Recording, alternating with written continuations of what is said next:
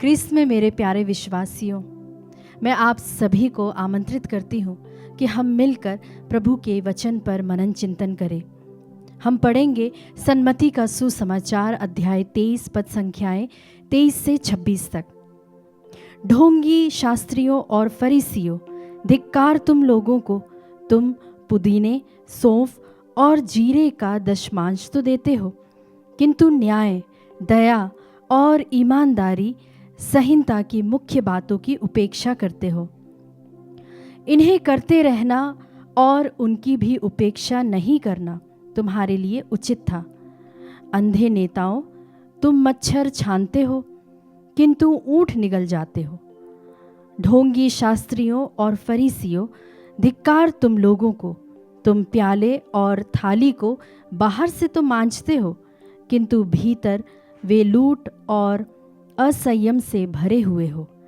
अंधे फरीसी, पहले भीतर से प्याले को साफ कर लो, जिससे वह बाहर से भी साफ हो जाए। क्रिस्त में मेरे प्यारे विश्वासियों, सन्मति का सुसमाचार अध्याय 23 विशेषकर 7 धिक्कार पर बातचीत करता है। और जो पंक्तियां हमने अभी सुनी 23 से 26 तक, वह धिक्कार चौथी और 5वीं है, जो कि फरीसियों और शास्त्रियों पर विशेष रूप से प्रभु कहते हैं। वे क्यों कहते हैं? प्यारे मित्रों, जिस तरह से प्रभु यीशु उनसे कहते हैं कि पहले तुम अंदर को साफ करो। कोई भी पसंद नहीं करेगा अगर जब मेहमान हमारे घर आते हैं या फिर जब हम घर पर रहते हैं, कोई भी ऐसा बर्तन अगर अंदर से गंदा हो, उसे हम इस्तेमाल करना बिल्कुल पसंद नहीं करेंगे, भले ही वह बाहर से कितना ही सुंदर क्यों ना हो। उसी तरह हम मनुष्य, अगर हमारे अंदर बहुत सी बुराइयां अगर हम अंदर लिए चल रहे हैं, तो उसका प्रतिबिंब बाहर ज़रूर दिखाई देगा। प्यारे मित्रों, हमारे अंदर एक दुनिया है और उस दुनिया को हमने कई सारे विचारों से गढ़ा हुआ है। हर एक विचार ईंट का काम करता है और हमने उस ईंट को जोड़ते हुए और उसका एक मकान बनाया और उसमें हम रहते हैं। मित्रों, आज हम इस पर गौर करें कि हमारे घर, हमारा अंदर का जो संसार है वह कैसा है। जो दूसरी बात मैं आपसे कहना चाहती हूँ वह है कि हम अपने लक्ष्य पर ध्यान दें।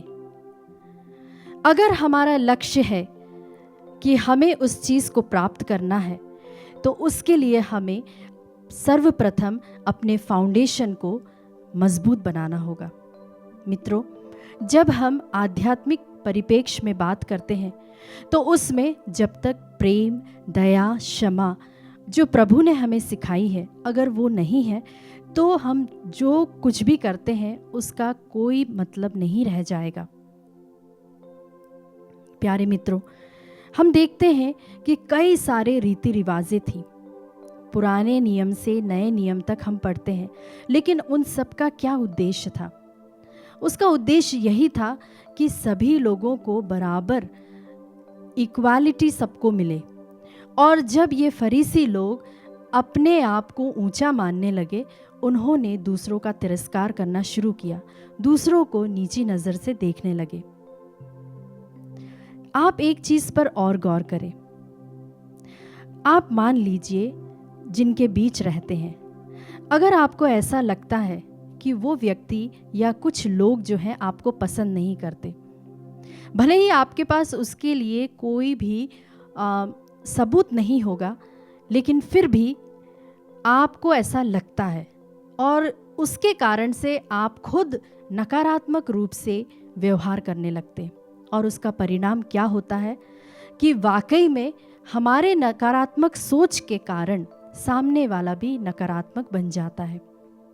मित्रों, मैंने एक बहुत ही सुंदर कहानी सुनी थी जो मैं आपके साथ शेयर करना चाहती हूँ। एक बार एक व्यक्ति जो था अपने घर से बाहर निकलता है, कई सारी दुकानें अपने आसपास देखता है। उसमें से एक दुकान थी जिसका नाम था भगवान की दुकान। हाँ मित्रों, भगवान दास की दुकान नहीं, भगवान की दुकान। अब ये भगवान की दुकान में जब वह जाता है, क्योंकि नाम से ही इतना इंटरेस्टिंग लगता है, तो उसे जिज्ञासा होती है कि अंदर क्या चीज़ है। और वह देखता है कि एक तरफ बहुत ही सुंदर आनंद के रूप में वहाँ पर बहुत सुंदर एक मास्टरपीस बना हुआ रखा है, जो दिखने में बहुत ही आकर्षित था, मनभावना था और लोगों को अपनी ओर केंद्रित कर रहा था। उसी तरह उसने कई सारे दूसरी चीज़ें भी देखी, जहाँ पर था भक्ति, दया, प्रेम इत्यादि। उसने उस दुकानदार से पूछा कि भाई ये जो चीज़ें यहाँ पे टंगी हुई है, क्या ये बिकाऊ है?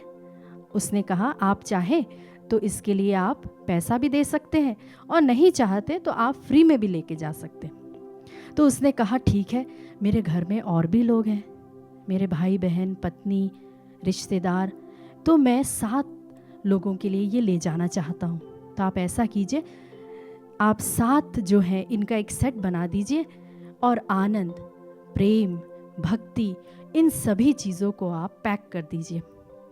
तब उस दुकानदार ने पैक करके उसे एक छोटी सी डब्बी दी। जब उसने देखा, उसने कहा कि आनंद तो इतना बड़ा यहाँ पे लटक रहा है और आपने मुझे एक छोटी सी डब्बी दी। तो उसने बोला कि हाँ, इसमें सब कुछ है, जैसा आपने कहा था वैसा ही है। बस इतना ही है कि इस डब्बी के अंदर आनंद का बीज है, मुक्ति का बीज है, प्रेम का बीज है। मैंने हर एक के नाम से जितने आपने कहे थे सबके लिए डाला है। बस आपको उसे निकालना है और उसे आपको बड़ा करना है, उसका पालन पोषण करना है। जी हाँ मेरे प्यारे मित्रों, ईश्वर ने जब हमें इस संसार में भेजा, उसने हमें ये सब कुछ दिया है, पर हम कई बार जागरूक नहीं रहते, हमें अवेयरनेस नहीं रहती कि हमें ये सभी चीज़ें ईश्वर ने दी है। आइए मित्रों, तो प्रभु से हम यह विशेष कृपा मांगे। और साथ ही मैं एक वचन के साथ इसका अंत करना चाहती हूँ। हम पढ़ते हैं एफेसियों अध्याय 4 पद संख्या 22 और 24। आप ध्यान से सुनिए। तो आप लोगों को अपना पहला आचरण और पुराना स्वभाव त्याग देना चाहिए। मित्रों, अगर इन बीजों को बढ़ना है तो हमें उन पुरानी आदतों को छोड़ना होगा, क्योंकि वह बहकाने वाली दुर्वासनाओं के कारण बिगड़ता जा रहा है। हम 23 को छोड़कर 24 को सुने। और एक नवीन स्वभाव धारण करें, जिसकी सृष्टि ईश्वर के अनुसार हुई है और जो धार्मिकता तथा सच्ची पवित्रता में व्याप्त होती है। आइए मित्रों, हम इन वचनों को अपने हृदय में संचित करें।